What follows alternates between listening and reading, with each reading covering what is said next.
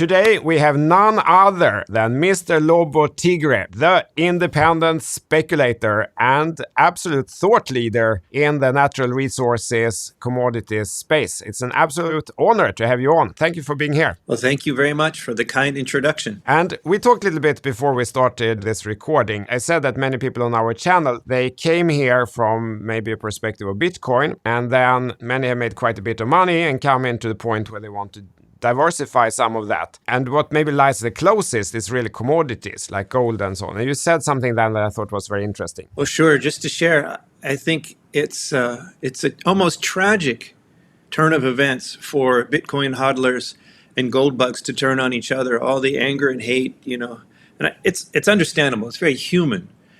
But it's such a waste because both of them are alternatives to fiat currency. And I think from the gold bug side, I think it's a mistake for my fellow gold bugs to be so angry and hostile against new alternatives to the fiat system. Ultimately, if we believe in gold, it shouldn't just be because it's gold forever and only gold and can only be gold. It should be because gold is good money. And the ultimate arbiter of that is not me or you, or it's the market. So if the market responds to government mismanagement of the money supply, and the market responds to that with something new, I think that's good. And it should be up to the market to decide which is best. And the beauty of it to me is that the whole crypto phenomenon has educated entire generations of younger people who would never listen to old boomers like me talk about gold, right? So I think gold bugs actually owe a big thank you to the entire crypto community for this educational service. And as you say, once you get it, once you understand that the fiat has no intrinsic value, then it makes sense to look at other alternatives. And I know people personally who made a bunch of money in cryptos and started looking around, okay, what else? On the flip side, I think it's a mistake for the hodlers to hate gold because, that's old tech or whatever, it's old. It makes no sense. In the first place, as I say, let the market decide. In the second place, it never makes sense to put all your eggs in one basket. Even if the Bitcoin fundamentalists, the maximalists, right, in the end, it's like Highlander, there can only be one, and Bitcoin will consume them all, right? Fine.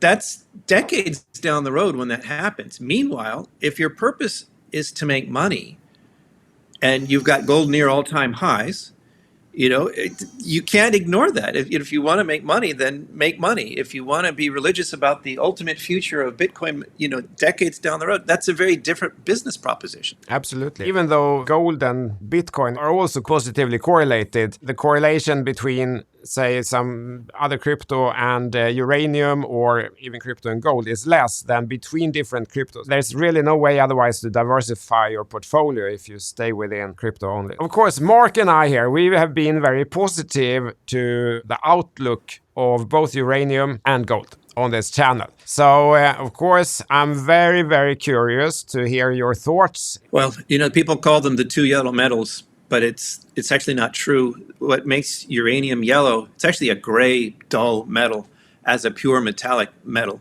What's yellow is U3O8. That's the mine product. They put it in the drums and they send it off for fabrication into fuel pellets and all that stuff. That's yellow. But anyway, it's okay. The color is irrelevant, but it is kind of funny that we have the two yellow metals doing so well this year. The overall thesis is really, we can dive down to whatever level you want, but the overall thesis I think is very simple. I think many people understood that for the transition to a green energy future, it just wasn't going to happen without nuclear anyway, regardless of anything else, and whether you think that should happen or not, it is happening. It's what the governments are pushing for. And there's just no way to achieve these goals by 2050 without nuclear. It's not going to happen. I think anybody rational who looks at the numbers can see this reality. But the war in Europe and the new Iron Curtain and the threats to the energy supply, all this stuff has really, pushed aside a lot of the nonsense and a lot of the refusal to face the facts. There are a lot of people on the green side who are kind of like, I'm not listening. Nuclear is bad. Well, when Germany starts burning coal to keep warm, that's worse.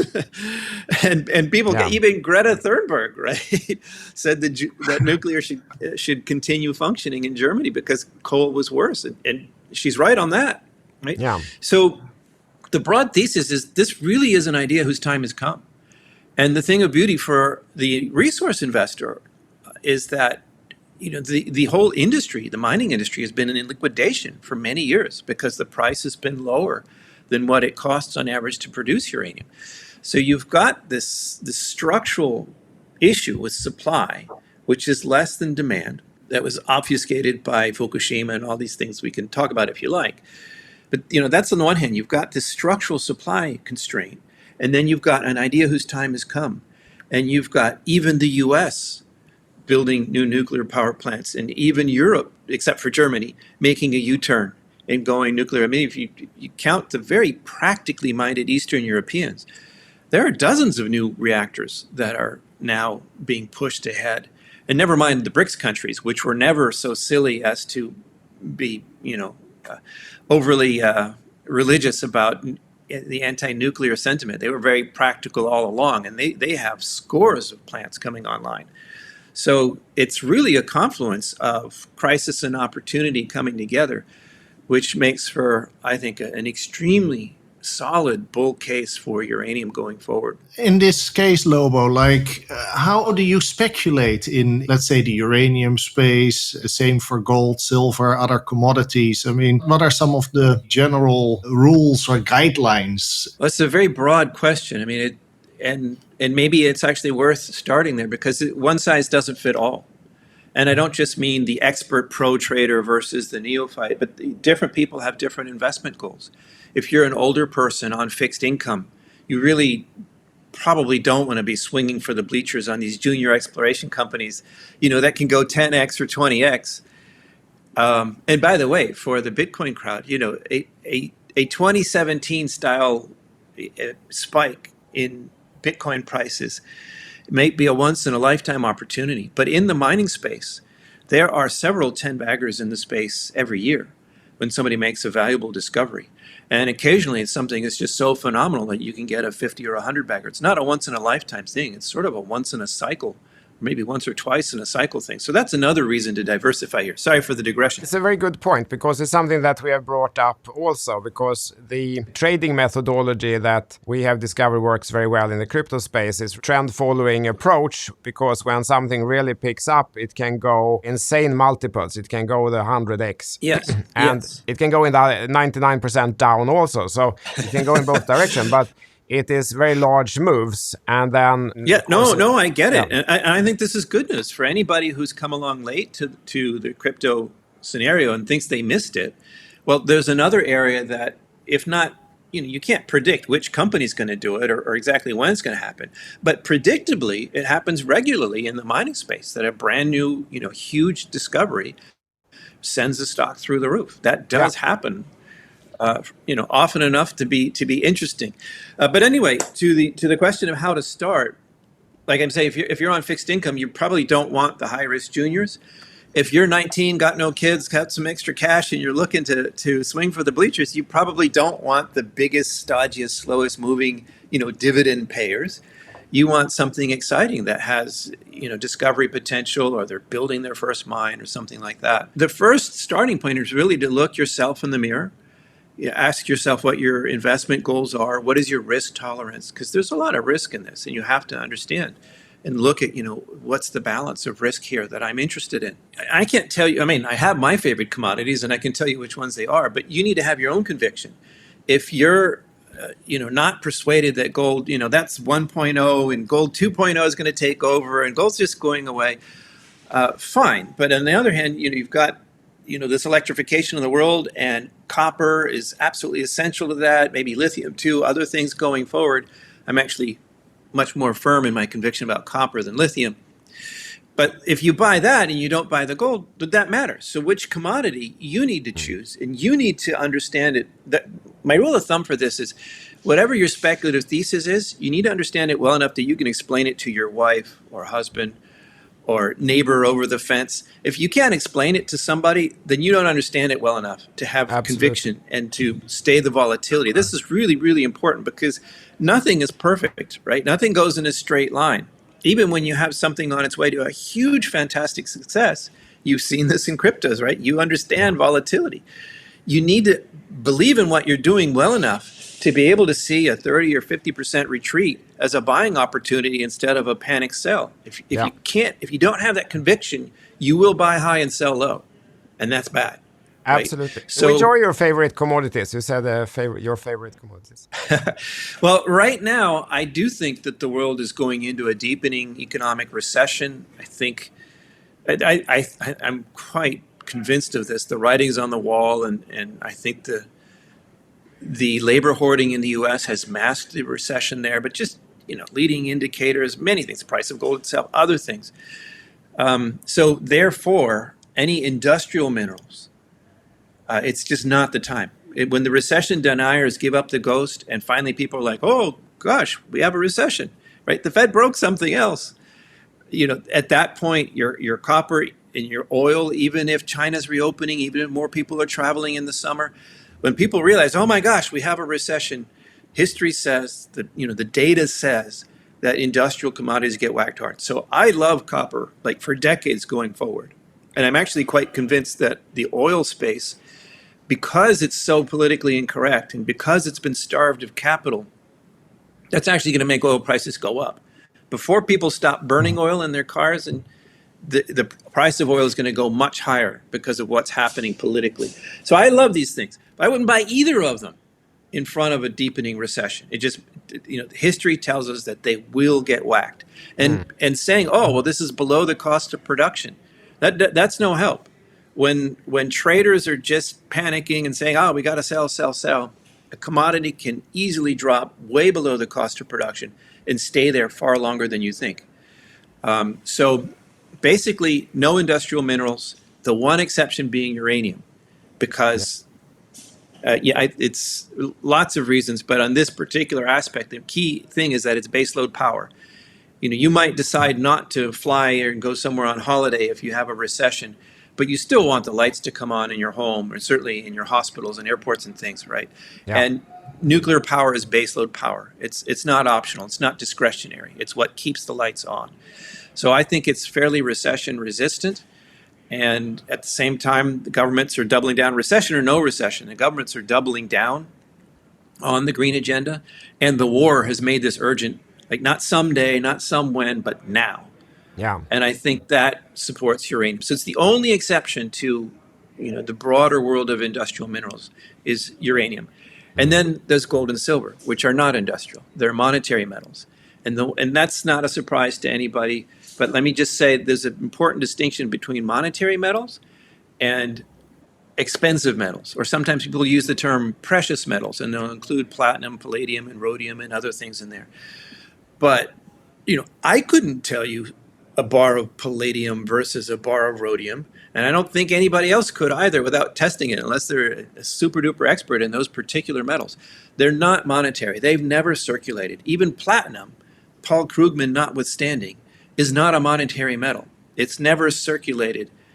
Nobody ever went down to the store to buy a loaf of bread with a platinum penny. Gold and silver are different, and maybe in the future they won't be monetary metals, but now they are. And when you see, monetary relevant news, as we are recording today, the U.S. CPI came out, and there was an instant spike in monetary metals prices. Yeah. Right. So they're responding not just to supply and demand of industry like copper or pork bellies or coffee or something like that. These are still financial instruments. And the very thing that makes me cautious, or not cautious, bearish on industrial minerals going into a deepening recession is actually bullish for safe haven assets like monetary metals. Yeah, exactly. Because I think it was so clear a couple of weeks or months ago here that what is actually safe It clearly wasn't the banks, it wasn't the fiat. In terms of de-risking one's investment and investment decisions, right? And everybody obviously need to make their own assessment of their own situation and their own decisions. But then at the same time, I was reading this report which you wrote several years ago, which really attracted my attention, this pre-production sweet spot. And so could you maybe first explain the general thesis and the overview, and then we can go into some more details? Sure. And I understand the connection here. Basically, the pre-production sweet spot is the transition of a company that goes from exploring and developing assets to producing. And if you think about it, it's perfectly sensible. This isn't, a mystery or rocket science. It's rock science. But it makes sense. You go from pouring money into holes in the ground, literally drill holes, to extracting money from a larger hole in the ground, the mine. And it makes sense that there should be a market revaluation there. And by the way, I didn't come up with the name pre-production sweet spot. It was called that for decades before I came along. But to my knowledge, I'm the first one that actually measured what are the typical capital gains in that sweet spot. It was called the sweet spot. Like, it was understood that there were gains there. But it was also obvious who's building a mine. It's not like trying to figure out who's going to make a discovery or something. That you can see who's building a mine. So the perception was that the gains weren't really that significant. Since everybody saw it, everybody knew it was coming, it was kind of priced in. And I remember talking to Doug Casey, my mentor and boss at the time, and he thought it was maybe 20% or something. It was reliable because you could see it coming, but that made it priced in. So we went out and did the research, and I won't tell the whole story, but we were gobsmacked. And it turns out to be more on the order of a double between the construction decision and first pour. That's 100% gain. And okay, that's not a 10-bagger or some huge multiple, some Bitcoin-like stellar rise. But it happens, like almost 95% of the companies achieve that first pour. And the gains are better in a bull market. They're not so good in a bear market, but it still works. On average, it's still positive, even in a bear market. And if you bought every single example of this, I've expanded the database. I originally published this research several years ago, as you said, but we just put out a new version this year with the latest crop of new mine builders. So we've updated the numbers. The findings have been reinforced by the latest numbers. But anyway, the point is that if you went out and bought them all, you would have made money 70% of the time. So as a speculator, as a person who's used to taking losses on my way to the big wins, I find that level of success to be extraordinary. Now, I have to say, though, that this might be changing. Just the fact that I published this research at all brings it to the attention of more people. So you have more people piling into the pre-production sweet spot. And what wasn't priced in before might start being priced in now. I've had people tell me, well, gee, you shouldn't have published that. You should have just kept it as your secret sauce and made money betting on those companies. But I think it would have been pretty obvious pretty quickly that, Lobo keeps buying all these mine builders, maybe we should do the same thing. Anyway, I did publish it. And so, it's quite extraordinary. By the way, this is a free download. If anybody's interested, you can go to the website, and it's a free download. We do ask for your email, but we promise we won't spam you with a flood of advertisements. Mark, you can tell me whether I'm telling the truth on the flood of advertisements or not. But this is very interesting. Takeaways from now are, this is an evolving situation. The cat's out of the bag. People know about it. And I do think I can tell a bit of a difference, especially when something is a really obvious, exciting pre-production sweet spot play. An example would be Silvercrest recently. It was a really big, high-margin silver story, and the company basically succeeded. It's delivered everything. It's just getting into commercial level production now, and it's making more money than expected on. And I'm not trying to plug the company here, but it's making money on lower grade stockpile material even before it was ramped up to full commercial production. So the company did everything right in the PPSS. But actually, the stock sort of went sideways. And I think that one was a case where it was so obvious. It was such a clearly high-grade, high-margin mine in the making by people who had done the exact same thing 30 kilometers away before, right? That it got priced in advance. The stock went up before it entered the sweet spot and then went sideways through the sweet spot. So in a way, you could say this was a failure of the sweet spot. And it is actually in the new results. The latest version of the report, it includes that negative outcome. But I mean, it didn't lose money, but it wasn't the double that we all hoped for in the sweet spot. So anyway, takeaways are, I think you need to be selective. Like, you can't just buy all the sweet spot ones anymore. You need to look for the right opportunities. But it still works. You know, the average result, even with the latest examples, is that it still works. And within this, there's still there's a small group of a half a dozen companies that they weren't quite 10 baggers on average, but 6, 7, 800% gains. And this is a subject of ongoing research on my part to try to figure out which those are, like what caused that. And it wasn't the obvious things like rate of return or size of the deposit or grade. I think it's multivariate, and we're working on this now, but it's quite exciting. The biggest downside of this, I think, frankly, is that there's only a couple of these per year. Right? If you look around, how many people are building their first mine? It can't be an existing mining company building a new one. It has to be that transition from exploration to production. And that only happens a couple times a year. So you have to have other interesting speculations as well as this. But if I find a good one and I believe in the project and I think management's going to deliver, it's absolutely my favorite form of speculation. And that is still today. You haven't changed that. That is still today. As I said, we have a freshly updated version of the report. It confirms my thesis, and I'm still looking for the next one. Staying a little on the philosophical perspective, I published something called Large Online, which is a trend tracking process for cryptocurrencies, and it has worked very well. And I get the same question as you just said, that many people say, why did you publish that? You should have why didn't you just keep it for yourself? Maybe me and Mark only use it or something like that. But I think that there's two answers to it. One is that it's fun. It's fun to involve other people. It's fun to be of value, because then you get some other insights back. You get some other intelligence, or something else great comes out. And then there's a second part, which you also talked about, that by the time people have figured out what we did many years ago, we're already thinking about the next step. And you're saying you're now researching what set those companies apart from the other ones and so on. So by sharing your research also forces you to continue improving and continue working forward. That's a very intelligent way of looking at it. But I must say, I just didn't think of it. I was so excited. I made this discovery. When I told Doug what my results were, he couldn't believe it. He's like, and so we went back, but the original results was only on a couple dozen companies. We just went through the ones we could find easily. It was literally maybe 25 companies. And I said, Doug, the average gain here is 115%. He says, no, that can't be right. So we went back and we did a more thorough search. At the time, I think we came up with 45 or something. It was less than 50 companies. But remember, there's only a couple of these a year. So 45 or 50 is a lot for recent years.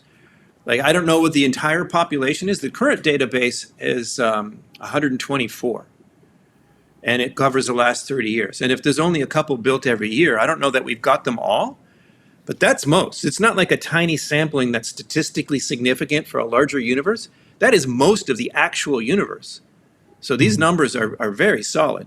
But anyway, so I told Doug, he's like, no, that can't be right. We went back, we did it again, and okay, it budged. It was 112 instead of 115 or something. He's like, wow, so we were so excited. I just published it because it was such a cool discovery.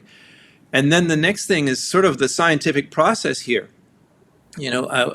Rick Rule, I talked about it, and I asked him if he'd seen the same thing, and he said no.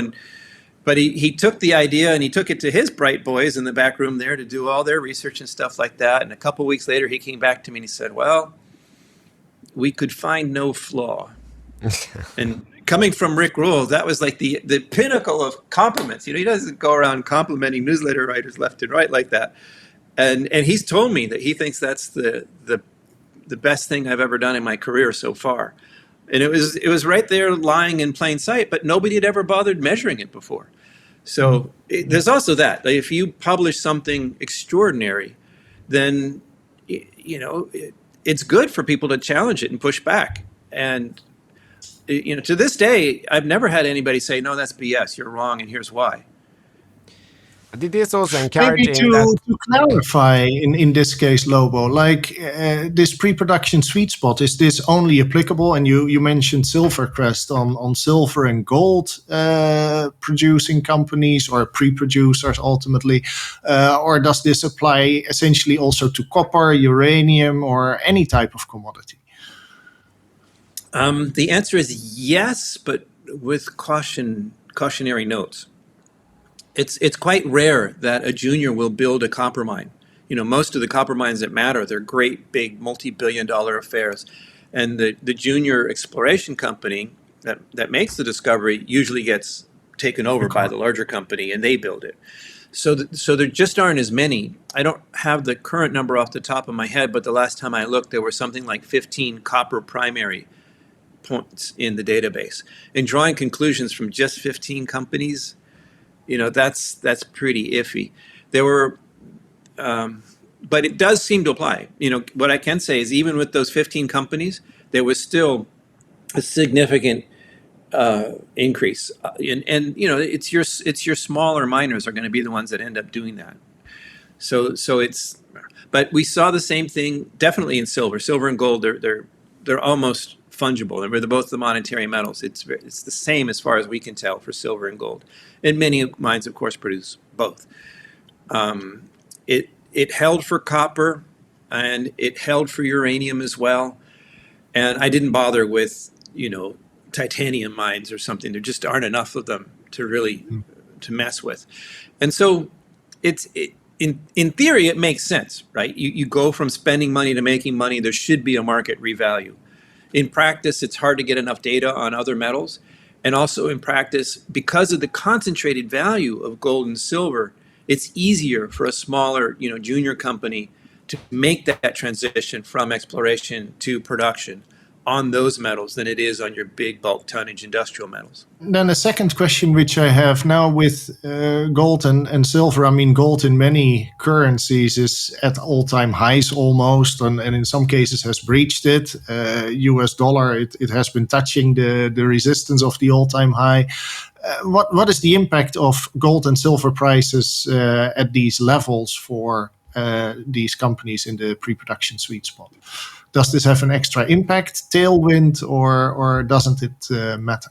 Well, logically it should, but the markets are rarely logical.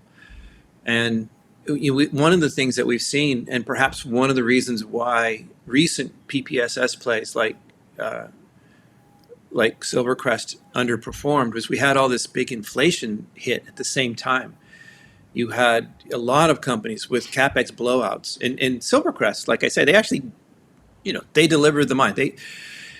I think there was some production issues where the initial production level was not quite as per their feasibility study, but they were basically on schedule and on budget, and that's what you're looking for in a mine builder. Whereas other ones, doubling of the capex on the Côté project in Canada, and other ones were 50%, 70% capital blowouts, and OPEX going up, fuel costs, doubling over that space.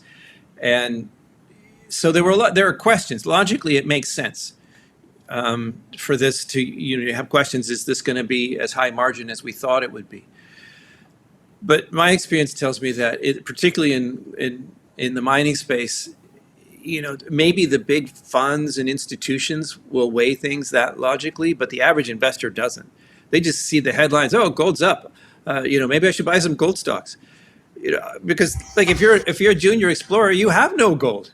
You're hoping to find it, and your junior stock can go up, 100%, 500%, just because gold is moving, even if you have nothing. So clearly, the average retail investor out there is not so logically minded. Two ways we can go from this. One is, I think, it's clearly important and valuable for anybody that's producing or getting close to producing for the gold price to go up. And right now, if it's going up faster than your input costs, then that's great. Logically, that makes sense. I mean, we've had gold prices averaging over $2,000 since early April. Yeah. So more than a month now. That's long enough time for those producers to actually realize sales at these record levels. So it's not just this peak that came and went for a day or intraday or something. We got a month and a half of record level gold prices. Of course, that's got to be good for the producers. And by the way, at the same time, we've had oil and energy prices going down. So their margins should be widening right now. The next quarterly results should be much better than Q1 results. And for people looking at the producers, this should be an investable thesis. But as I say, this really gets... And also there's a massive upside opportunity, right? If gold really breaks out here from a technical analysis perspective, the target, we get like a cap and handle, and we get target up at 3,500, something like that. And from a just TA perspective. Of course. And what I'm saying, that fits with what I'm saying. If that happens, nobody's going to care what the margin is. They're just going to say, oh my God, gold's going crazy, and people are just going to pile into gold stocks. And the bigger, more well-known household names in the space, we call these the go-to companies, because when people knew the space, they go to gold, then they look for what's easy, and those stocks often move first. But then people start asking, well, how do I maximize? Which ones are those in your experience? I'm not going to give away the names. I generally don't give away stock tips, and I always caution people to be careful of anybody who does. It's like the internet in general. If the service is free, then you are the product. And if anybody gives you stock tips, they probably own the stock already, and you might be their exit opportunity. So I'll just leave it for the go-to names. If they're go-to names, you probably don't need me to tell you what they are. Most people are going to know what those are anyway. But what I'm saying, though, is that when the whole sector is on a tear, then that momentum chasing liquid money that can pile into marijuana stocks or cryptos or whatever the flavor of the day is, that will come roaring back into the metals and mining space, or whatever's hot. And it almost doesn't matter what the fundamentals of the company are at that point. When investors want to buy the stuff, then it runs like crazy.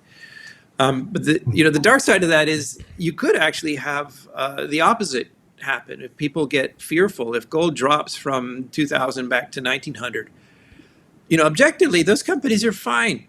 Many of those mines were designed at $1,300 gold or less. At 1900 or even 1800, they're still making money, the better companies. So objectively, the business is fine. But if you retreat from 2000 to 19 or 18, there will be blood in the streets. People will be throwing out the good companies with the bad. So I'm not saying that quality doesn't matter. I'm not saying that excellent operations don't matter. I look for that in companies that I invest in. But I'm just saying, you have to understand that markets are not efficient, as the hypothesis says, and that is the opportunity, right? That's why the word speculator is a good term here, because it's a good perspective to have. If they didn't overshoot, then there'd be, if everything was perfectly rational and efficient, then there'd be no speculative opportunities. Everything would be priced in, and everything would be ho-hum and boring. It's because markets are irrational that contrarians who have the courage to, as even Buffett says, buy when others are fearful, and so on. That's why the opportunities are on the table. You're exactly right. Oh, sorry, one more thing though, and it's relevant to right now, because people might say, oh, well, if gold is flirting with an all-time nominal, all-time high right now, well, it's not cheap. This is not a buy low, sell high opportunity. And contrary to some other gold bugs who are always like, buy gold, it's going tomorrow. I actually wouldn't buy gold itself, bullion right now. The premiums are crazy and the price is near an all-time high. That's not a buying opportunity. However, the stocks are different. The stocks have been so beaten up by the broader market issues, and I think also the cost issues have weighed on that. But even more important, the sentiment. We had this big bull peak in 2011. The stocks went sideways and gold went sideways for a couple of years. And then you had 2012 and this huge slide for years of pain. And I think people have been expecting this since 2020. You had this big peak and then it kind of went sideways. And people are saying, oh, I've seen this before. And what happened last time was years of pain. And I think this has been holding the gold stocks down. And I think that's a fantastic opportunity. Anybody new to the space. So I'm not an always and everywhere gold cheerleader, buy. But right now, I think it's terrific that gold is looking at nominal all-time highs and potentially much higher, and the stocks have just barely started picking themselves up off the floor. I'm very happy you're saying that, because this is exactly what we identified as well, that commodity companies is probably an easier opportunity, at least right now, both because the volatility is higher and they might be more mispriced than the more effective market of the commodity as such. But I would like also to mention that there's other opportunities. And I said, that there's only a couple of these PPSS plays per year. So that can't be the only form of speculation. Or if it is, it would be for the exceptionally patient speculator who's willing to wait for these to come along. There's something else that I call the success in progress play. And the idea there is that not even Rick Rule or Doug Casey or any of these famously successful speculators, nobody can predict a discovery. And the general approach has been to have a sort of a shotgun approach. And, your 100-bagger in there somewhere will make up for all the losses along the way. I'm not that patient. And I find that a lot of readers, they just don't like taking those losses along the way. So I've been looking at it, and I've realized that Lassonde curve that you mentioned, that discovery spike before you go into the boring engineering orphan phase and then up to the pre-production sweet spot, that first spike, that doesn't happen on one drill hole. I mean, one drill hole, a stock can double overnight on one terrific drill hole. But that's not the end of the story. If it's a real discovery that goes into the Lassonde curve and eventually becomes a mine, that's the beginning of a process. And when somebody has made a real discovery of merit, the next round of drill results delivers. And it just goes on. You just like boom, boom, boom. They keep delivering. This is what I call success in progress. And while nobody can predict a discovery, when you start seeing success in progress, it actually is predictable that the stock's going to continue doing well on up that ramp in that early part of the Lassonde curve. So it's not a full-fledged report, but if you look for success on the website, there's a free article on the success in progress play. And another thing that I think is particularly important to the audience right now, in terms of, never mind the theory in the future, but like things that are happening now, is that there's been a long delay in the sector of M&A activity. The COVID lockdowns prevented the travel and the due diligence. And then after the lockdown stopped, it seemed to take some time before M&A started heating up again. And when it did last year, it seemed to be concentrated in the majors. You had the biggest players taking each other over, and it didn't really do much for most of the companies in the space. There's good evidence now that this is finally starting to play out for the whole space. And it makes sense. It has to. If you don't discover, you have to acquire. Building a mine, that somebody else discovered is great. It makes you stay just as large. If you don't, you become a smaller company. Every ounce or pound that you mine out of the ground makes your company smaller unless you discover or acquire. And nobody's been exploring enough because the sector has been beaten up for so many years that the discoveries have been few and far between. So the acquisitions have to happen. They're starting to happen now, and we're starting to see it affect smaller companies.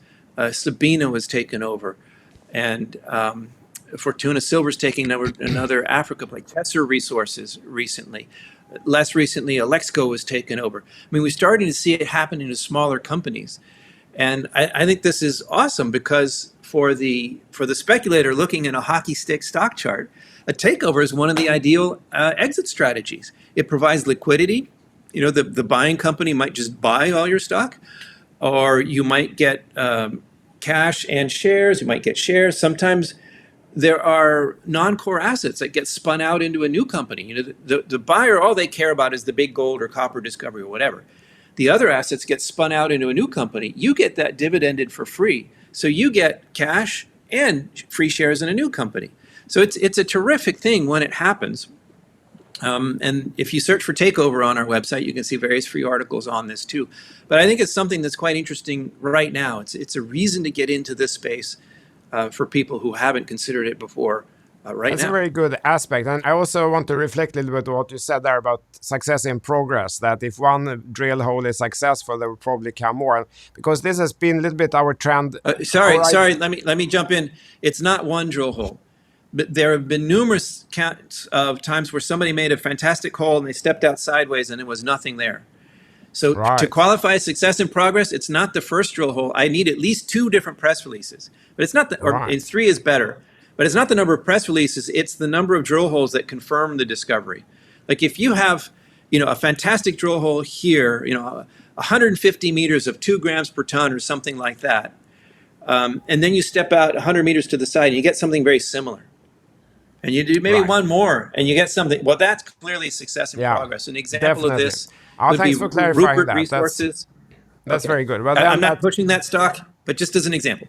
Yeah, absolutely. No, it's very good because that the trend then tends to continue. That if you can get in at the beginning of a trend, that's the mistake that many people we see in crypto, that they wait until the end of the trend or they don't get in at all. But there's been quite few people who get in the beginning of the trend and then trust that this trend is actually going to continue. In the mining space, I mean, if you drill some narrow vein, you get some blob of a couple meters of bonanza grades, kilos of gold per ton or something like that. That happens.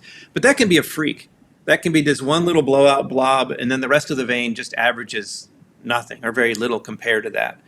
But when you get, hundreds of meters of mineralization, it's very hard for that to come from nowhere. Or if you get, on a vein, for a vein, I would definitely need more holes, right? But if you get several of them and they're consistent, then it's clear that there's something there, right? So, gold doesn't fall from the heaven, nor copper, nor whatever. There's understood geological processes, plumbing, we call it, right? Hydrothermal fluids come up and they're metal rich, and then something happens that causes them to dump the metals out when they hit a new rock type, or they hit the water table, or pressure is reduced. Whatever these things are, this is understandable. It produces I don't want to say predictable, that's too strong a word, but consistent results. There's a reason why that metal is there, and enough of it becomes investable. Yeah. It's very encouraging to hear that you also feel that there are systems in this. It's not just perfectly priced markets with random events, but there are actually ways to engineer systematic success in these markets. That is great to hear. Yeah, that's, I don't know how philosophical we want to get, but as I mentioned before, I was taught that as a speculator, you need to understand that you're going to lose money most of the time. Yeah. Right. You buy 10 stocks, one of them might go to zero. Some of them will take 30, 50% haircuts. Some of them do okay sideways. One or two will double. And then the 10 bagger makes it all work out. Exactly. Right? That's the method I was taught. But I have found that people hate this, on the way, waiting for that 10 bagger. And if you're the guy who's sitting there telling them, don't give up, everything will be okay. Yes, the portfolio looks terrible, but someday the great pumpkin will show up and make us all happy. A lot of people can get hurt. And if they give up before that 10 bagger does make them whole, they seriously lose a lot of money, and this is bad. So I have changed my own stance, and I'm actually trying to win most of the time. I'm actually trying not to lose money most of the time and then make it up on gains. I'm actually trying not to lose money. Warren Buffett's rule, right? Don't lose money. And so far, if you look at the track record, there is a track record link on the website. I haven't won them all, but I have a pretty good success ratio. And the result of this, though, is that I don't have as many 10 baggers because I'm just not swinging for the bleachers on those 10 baggers as often because those are higher risk. I'm taking a more measured stance. But so far, since inception, I am successful at not losing money most of the time. And I got to tell you, answering the emails from readers is so much better to not have to be making, excuses or apologizing or promising people things that'll get better in the future. I'd much rather win most of the time, even if my wins, you know what, doubling my money, that's okay. I'm okay sleeping at night with the goal of doubling or tripling my money. I don't have to have 10 times as a goal. Something I've been writing about, I wrote an essay with a very boring title of Rationalism versus Empiricism in Securities Analysis, which was a nod to Graham and Dodd and their famous book on securities analysis. But the point was, you get these people have these big ideas, right? Central banks are gonna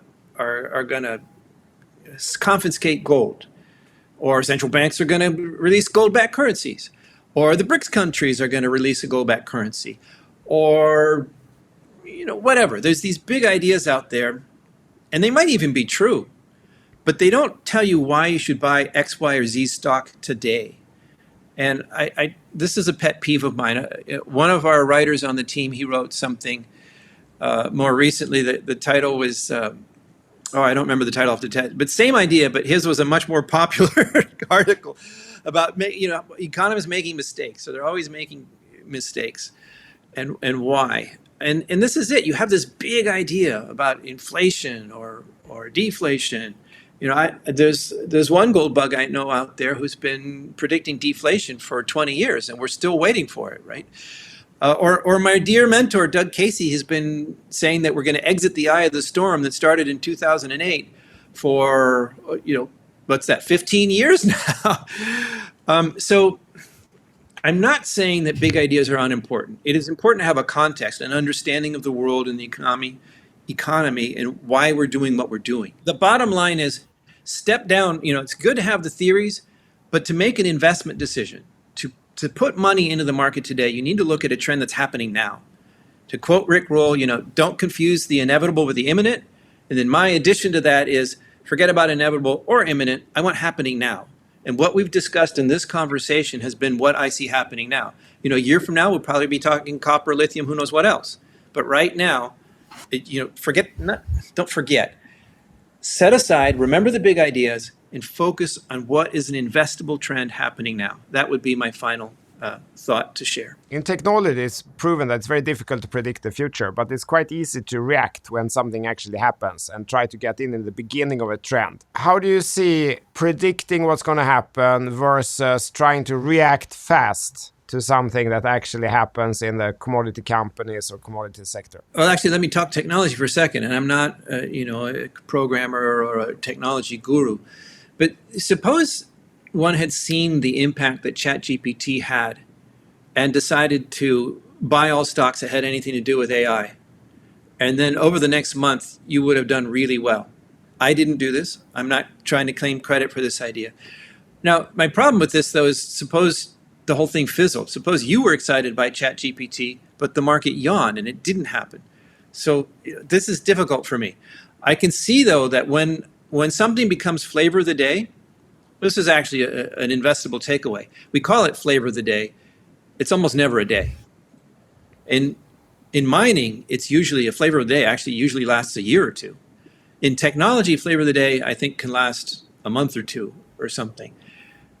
Being early on flavor of the day, I think, is dangerous. But when there is a flavor of the day, momentum chasing, I think, in the technology space actually can work. I've never done this. I'm not recommending it. I'm just saying as an observer that I could see it working. But the good news for me as a metals and mining guy is, as I say, the flavor of the day lasts much longer. So when the markets decide they love lithium, for example, it just keeps going, and it can go way higher than any rational price. The price of lithium went much higher than the miners needed, like 4 or 5 times higher than the miners needed to make good money in lithium. And okay, that's come down. That flavor of the day did get way ahead of itself, and it's come down. It's basically wiped out the last year's gains. So you can't overstay your welcome on a flavor of the day. But my takeaway for folks just coming to this, especially from the technical background or the tech sector background, is that flavors of the day last much longer in the mining sector. So when you see one that you're confident that's very good news, because actually investable. They do last very much longer than most people think in technology also. People think that it will be a small change, but actually it becomes a much bigger change that takes longer also. So if they last even longer in the mining space, that's great news actually for our audience here. Okay. I hope we provided some value here for the audience. I hope you guys learned a lot, and please subscribe. For the 2 people who didn't stop listening, then I always say something very simple. Please sign up for our free weekly letter. You will see that it's true that we don't spam you with a flood of daily advertisements. And from that, you can see how I think, how I analyze markets, and whether or not you want to go for anything else. But free readers are valuable to me. I can go to a mining company and say, I have 24,000 readers. And that helps me with my due diligence process. They're much more interested in letting me see their project and go in the mine and so on, because I have that following. So I'm perfectly happy to have people sign up for the free letter. Oh, and you can follow me at Twitter too, at Due Diligence Guy. I'm on LinkedIn as well. And then we have one more thing. Tack så mycket. Tack så mycket. Hej då. Hej då. Bye bye.